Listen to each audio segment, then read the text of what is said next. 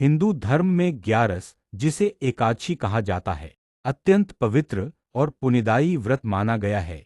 यह तिथि हर मास के शुक्ल और कृष्ण पक्ष की एकादशवीं तिथि को आती है। शास्त्रों में कहा गया है कि त्रेता युग में जब असुरों का अत्याचार बढ़ गया था, तब देवताओं ने भगवान विष्णु से रक्षा की प्रार्थना की। उस समय मुर नामक असुर ने देवताओं को हर तरह से पीड़ित कर रखा था। भगवान विष्णु ने उससे युद्ध किया, परंतु युद्ध बहुत लंबा खींच गया और भगवान विष्णु कुछ क्षणों के लिए विश्राम करने एक गुफा में गए।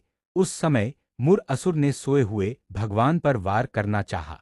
तभी भगवान के शरीर से दिव्य तेज प्रकट हुआ और एक दिव्य स्त्री रूप में प्रकट हुई, जिसे एकादशी देवी कहा गया। इस देवी ने उसी समय मुर दानव का वध कर दिया और देवताओं को पापमुक्त किया। जब भगवान विष्णु जागे और उन्होंने देखा कि मुर असुर का अंत हो चुका है, तो वे उस दिव्य स्त्री के तेज को देखकर अत्यंत प्रसन्न हुए। भगवान विष्णु ने वरदान दिया कि आज से तुम्हारा नाम एकादशी होगा और जो भी मनुष्य इस दिन व्रत, उपवास और भक्ति करेगा, उसके सारे पाप नष्ट हो जाएंगे और अंत में उसे मोक्ष प्राप्त होगा। यह तिथि सभी व्रतों में श्रेष्ठ होगी। तभी से यह व्रत प्रारंभ हुआ और लोक परंपरा में इसका पालन होता आया है।